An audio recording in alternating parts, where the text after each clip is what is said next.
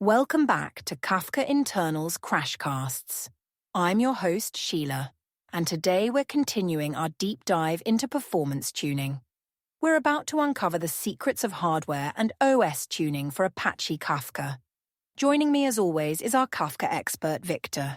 Hey Victor, are you ready to fine-tune some machines? Hey Sheila, absolutely. I've got my virtual screwdriver ready. Let's dive into the nuts and bolts of making Kafka run like a well-oiled machine. Before we start, listeners, make sure you're familiar with basic Kafka architecture and the concept of brokers. Those are the servers that handle all requests from producers and consumers. We'll be building on that knowledge today.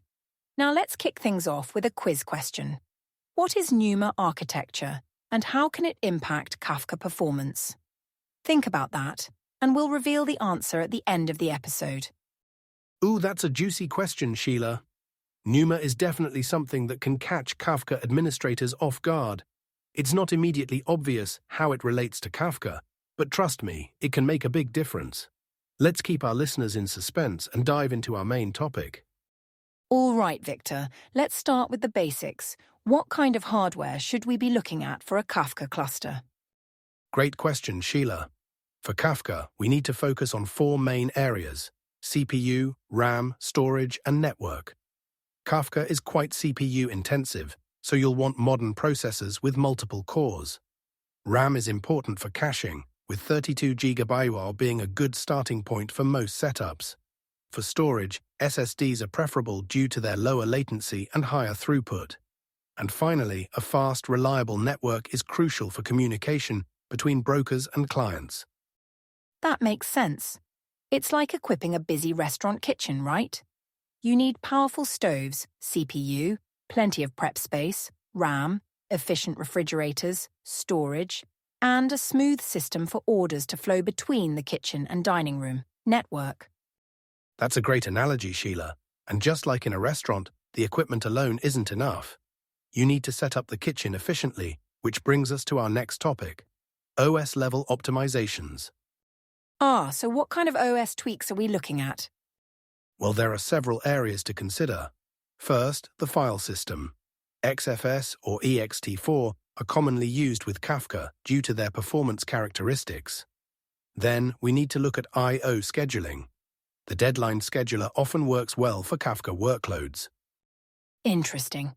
Are there any specific mount options we should be aware of? Absolutely.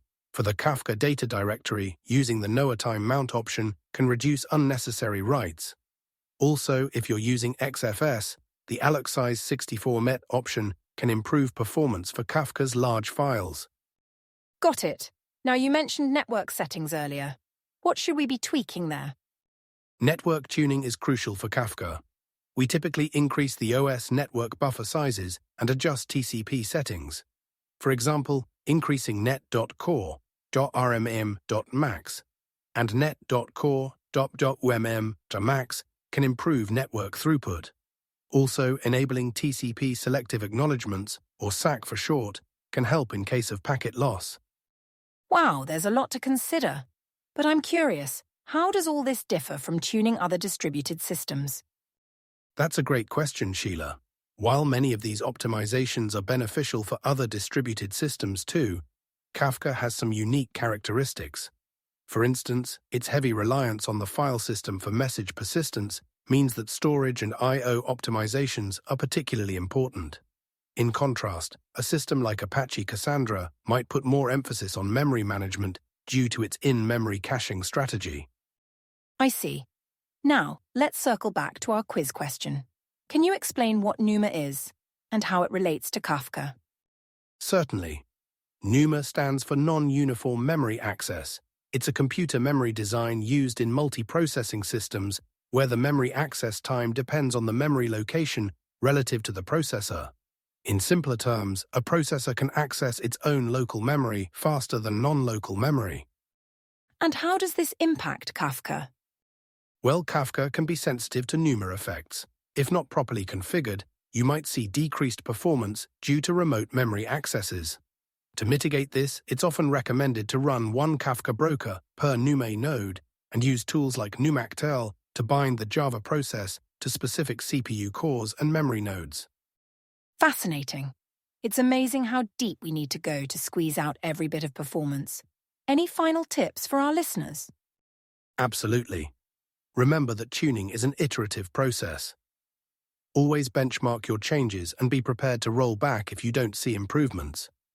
Also, what works for one system might not work for another, so always test in your specific environment. Great advice, Victor.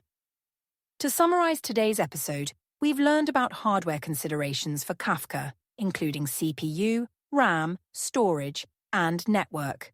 We've explored OS-level optimizations like file system choices and mount options. We've discussed network tuning and the importance of NUMA awareness.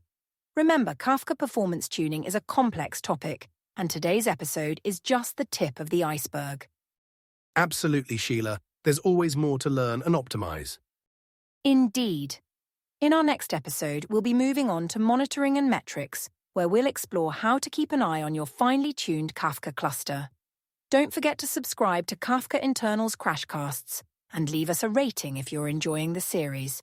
Until next time, may your clusters be balanced and your latencies low.